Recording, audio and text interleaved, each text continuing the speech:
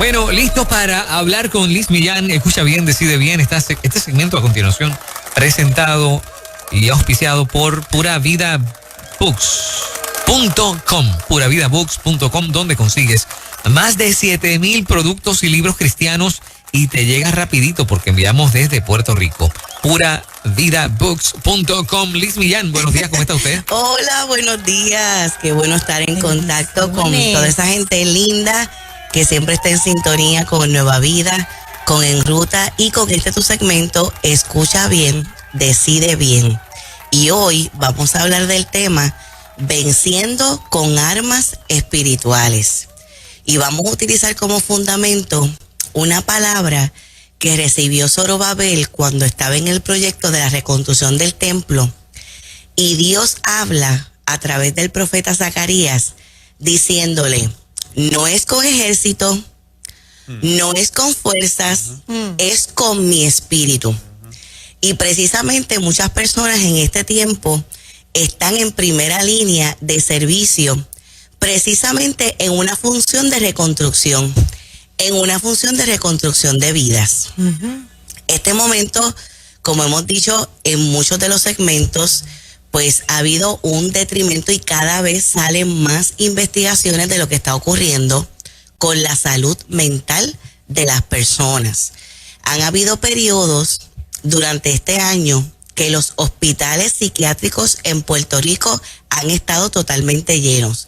O sea que nosotros como clínicos llamamos para buscar una cama y están llenos. En este momento están casi llenos.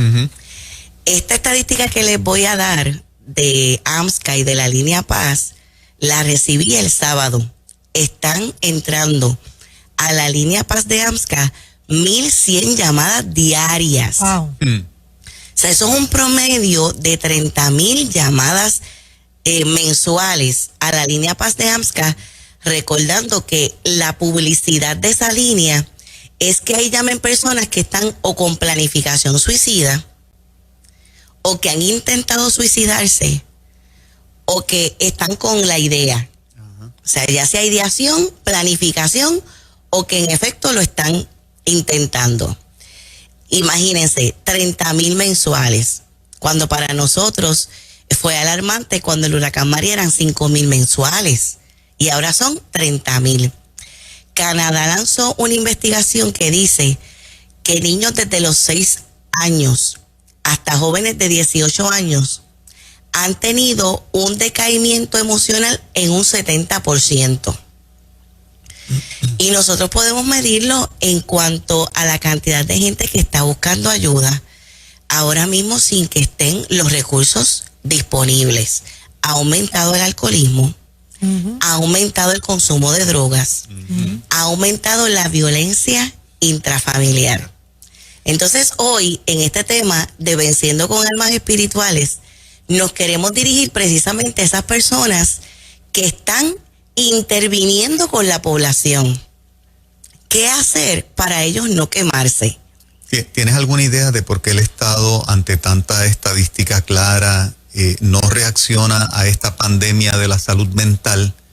Es como si ustedes son parte de la clase médica. Lo que pasa es que ustedes son parte de la clase médica en el área de mental y emocional. Sí, salud mental. Es como si el país le diera importancia a aquellos que están solamente en sala de emergencia en un hospital, porque manejan la parte de los diagnósticos, si tienes virus o no, o bacteria, o qué te está afectando la salud física, fiebre, tos, etcétera. Pero ustedes son la otra parte de la clase médica, fundamental para que el país funcione igual. A aquellos le hemos dado standing ovation ante las crisis, a ustedes no, y deberíamos hacer lo mismo. No te estoy lambiendo el ojo porque tú sabes que esa no es mi línea, pero el país tiene dos clases médicas fundamentales: la que está en los hospitales y la que está en las oficinas profesionales dando consejería y asesoría emocional. Esta clase médica no tiene plataforma en los medios para hablar. Esta clase médica infunde aliento, fortaleza, esperanza. Mas, sin embargo, me invisibilizan a los psicólogos, a los terapeutas de familia, a los consejeros como Liz Millán, y no es porque estés aquí, pero como comunicador tengo que establecerlo, y esta ha sido la lucha que desde el principio sonaron la campana de la pandemia emocional y hoy tenemos lo que tenemos. Así que nada, pausa. Esta pausa, perdona la interrupción, Luis, es para que tú y yo seamos portavoces de ese mensaje de que esta clase médica, los consejeros, los terapeutas de familia y los psicólogos son tan importantes como los que nos atienden en la sala de emergencia cuando tenemos fiebre y tos. Son tan importantes como ellos y han hablado de una pandemia distinta que no le ha hecho caso mucha gente y la gente se nos está muriendo igual que el COVID o muchas veces peor que el COVID. Termina la pausa. Claro que sí. De hecho, Juan Carlos, gracias. Gracias por esa valoración y esa validación. Es que es así. Me gustaría decir que esto está pasando en el COVID, pero esto viene así por años, Juan Carlos, donde la salud mental no se le ha dado prioridad. Nunca está en los planes de acción primarios del Estado, triste y lamentablemente. El asunto de salud mental es un asunto altamente incomprendido. Donde definitivamente uno de los desafíos más grandes que nosotros tenemos es la de esparcir el conocimiento sobre la importancia de este tema, pero no es por este tiempo, sino que por años esto ha sido así. La cuestión es que como hay una situación que ha agravado el problema de salud mental, pues ahora eso se está viendo de forma más concreta. Sí. Pero lamentablemente esto lleva años. Sí. Entonces esto ha llevado que mucha gente esté quemada, están quemados. Existe algo que se llama el síndrome de fatiga por sobrecompasión, el Overcoming Compassion Fatigue. Esto comenzó a hablarse de esto cuando médicos iban a experiencias misioneras y se drenaban emocionalmente y tenían desgastes físicos. Entonces se popularizó ese concepto y ha trascendido hasta el día de hoy de personas que están en primera línea de intervención. ¿Qué les pasa cuando están constantemente en mucha frecuencia de días y en largas horas de trabajo? Lo que pasa con ellos, donde pueden empezar a sufrir ansiedad, tristeza, insomnio, alteración en los patrones alimentarios, porque a veces pasan las horas y no hay tiempo ni para comer.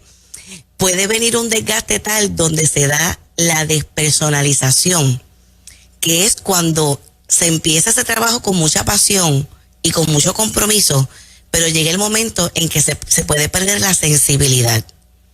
Y eso es altamente peligroso. Por eso es que nos queremos dirigir a ti para darte en esta hora unas herramientas, sobre todo las espirituales, porque mira, estamos en un tiempo donde el conocimiento no es suficiente.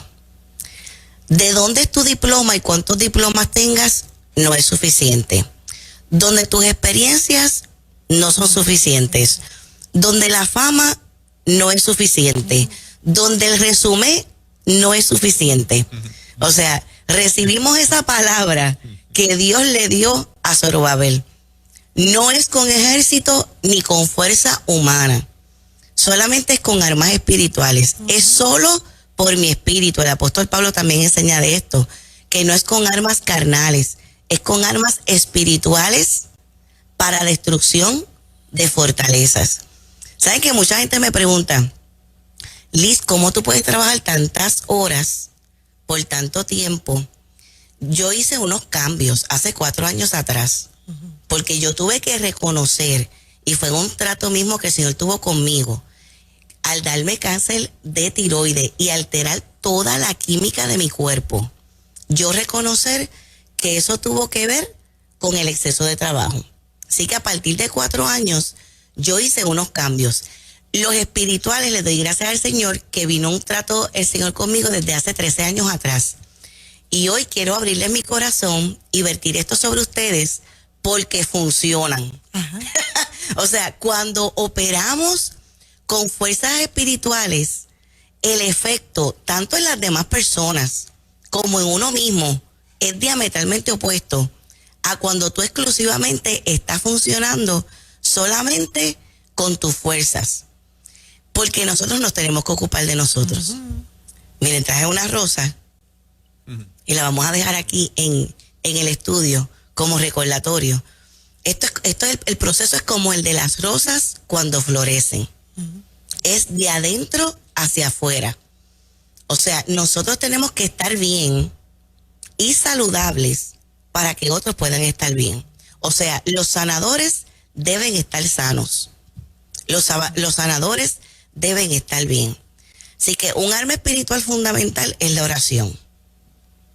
Debe de haber una disciplina de oración. Yo sé que mucha gente ora de la población linda que siempre está en sintonía con nosotros, gente altamente espiritual, pero eso es diferente a tener una disciplina de oración. La Biblia refleja en los evangelios que Jesús tenía disciplina de oración. Cuando Lucas está describiendo la experiencia de Jesús en Getsemaní, dice que él fue allí al Monte de los Olivos como solía hacer. O sea, Jesús tenía un lugar y un tiempo que de hecho lo hacía solo. Lo vemos ahí en Getsemaní cuando le pide a sus discípulos que oraran aparte, que él se iba a retirar a orar. De hecho, ahí tenemos dos técnicas. Está la técnica de la oración y la técnica también de nosotros tener nuestros espacios reflexivos a solas. La oración de la mañana, la disciplina de la oración de la mañana debe ser una oración de preparación para el día, donde puede estar dividida, te hago la sugerencia, en unas cuantas partes. Primero la adoración, que es como que lo que nos despierta en nuestra alma, esa conexión, la adoración. Segundo, la gratitud, porque la gratitud nos conecta con todas nuestras bendiciones. Y tercero, es cuando llegan las peticiones. En las peticiones, te sugiero que hagas unos ejercicios de proyección y de visualización de cómo va a ser ese día. Pues los días de oficina yo me proyecto con mis pacientes. Y miren, muchas veces en ese tiempo de oración de la mañana, yo he recibido cosas de pacientes que después pasan en la terapia. Hasta revelación espiritual de preguntas que nunca se me había ocurrido hacerle a esos pacientes. Y cuando estoy en la terapia me acuerdo de la experiencia que tuve en la mañana. Me pasa también mucho cuando voy a predicar. En esa preparación de proyección, yo me proyecto con todos los muñequitos, ya yo me visualizo en el altar, me visualizo predicando, visualizo lo que va a pasar allí. Que eso es lo que es la fe, según la descripción de Hebreos 11:1. La certeza de lo que espero, la convicción de lo que no he visto, pero que yo sé que yo lo voy a ver. Esa proyección. La proyección de que las preguntas y la intervención no van a ser por nada humano que yo tengo, aunque tener los diplomas y los grados académicos es importante, porque si eso te va a dar unas herramientas, por supuesto, y las validamos, su funcionamiento y su efectividad. Pero cuando tú lo haces con armas espirituales, mira, los pacientes se te van más rápido de alta. Y otra cosa, mis pacientes no faltan a terapia. Yo escucho a colegas diciéndome que los pacientes abandonan los tratamientos en nuestra oficina, aun cuando la cita a veces es a 3 meses. Ellos no faltan, pero yo sé que no es por mí. Es por lo que ellos viven a nivel espiritual en el consultorio. Y yo le doy las gracias al Señor porque hay universidades. En Puerto Rico hay una, pero también hay muchas en los Estados Unidos, donde parte de su currículo son las técnicas espirituales de intervención, porque la efectividad de esto, al ser probada, ya ha sido validada por la ciencia. Las técnicas espirituales de intervención. Hay universidades donde en sus currículos te hablan de lo que es el toque terapéutico, o validar que con la autorización del paciente tú puedas orar con el paciente. Orar en la intervención, orar al inicio de la intervención, orar por una situación del paciente particularmente. Así que esa oración de fortalecimiento para nosotros es sumamente importante, para nuestra salud mental, para nuestra estabilidad. En esa proyección de visualización también proyectar sobre nuestro cuerpo, proyectar sobre nuestra mente, que independientemente de lo que veamos y escuchamos, no vamos a juzgar, sino que vamos a estar en paz. También ese tiempo reflexivo de nosotros conectarnos. A mí me encanta el ejercicio también de conexión con la naturaleza, que yo le llamo el de contemplación. Por eso en el trato que el Señor tuvo con nuestra vida, pues hacemos caminatas devocionales, o sea, oramos caminando afuera. La vitamina D del sol, recibirla en la mañana, eso es altamente efectivo. Y mira, contemplar una florecita, contemplar los pajaritos, todo eso en un espacio sin celular de preparación. Ya entonces en la noche la oración es diferente, porque ya la oración de la noche es una oración de gratitud. Fíjense, la de por la mañana es de planificación y de preparación para el día, pero la oración de la noche es la oración de gratitud, que de hecho está buenísimo uno tener una libreta ahí en la mesita de noche y uno hacer el inventario de por qué dar gracias de las cosas extraordinarias que ocurrieron sobre ese día. Y eso sirve de motivación, porque para toda la gente linda que nos está escuchando, que interviene en primera línea en salud mental, la motivación es intrínseca. La motivación surge de nuestro interior. Eso es lo que yo hago conmigo. Es lo que yo hago conmigo. Preparar las atmósferas de los escenarios laborales. Te digo esto con amor y respeto. No esperes que la agencia, que la institución, que el hospital, que el centro, que la oficina para la que tú trabajes sea quien te ambiente tu espacio de trabajo. No, mira, pide permiso, tú mismo compra la lata de pintura, lleva una fuentecita de agua, ten musiquita instrumental de fondo. Ahora estamos con las mascarillas, pero olores, flores, tener luz bajita. Primero para ti, los cuadros que pones, todo eso, las alfombritas, los colores de las lámparas. Nadie va a hacer eso por nosotros, eso es algo que tenemos que hacer nosotros por nosotros mismos.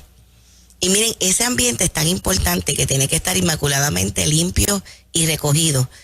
Nada más con una persona que está buscando ayuda de salud mental, cuando llega a un espacio y siente eso, nota la diferencia en su estado anímico. Y los pacientes lo verbalizan. Es que yo nada más de entrar a este lugar, yo imagino, Moraima, que a ti te pasa, porque yo he ido allá al centro y me encanta el de Forjando. Es bellísimo, bellísimo. Sí. O sea, solamente cuando tú llegas al espacio, que la persona como que empiece a bajar revoluciones. Aprendimos, y se lo enseño a mis estudiantes de la universidad, a no tener escritorio. En la intervención, los escritorios son barreras entre uno y las personas, además de que 80% de la intervención es la observación. Claro. Y si tú tienes un escritorio, eso te interrumpe para tú poder observar al paciente desde la cabeza hasta los pies. Exacto. No, que donde ellos se sientan esté en la misma altura que donde te sientas tú. Hay pacientes que me lo han verbalizado, que se han sentido intimidados cuando han ido a la oficina de un terapeuta, donde están en una oficina ellos bien altos, el terapeuta, y ellos quedan como bien bajitos. Nosotros tenemos un sofá y una butaca, y es más, yo creo que mi butaca está más bajita que la del sofá, porque para yo poder alcanzar al piso mi butaca está más bajita. Miren, todo eso son cosas que a nosotros mismos nos causan satisfacción y que son de bendición para el participante.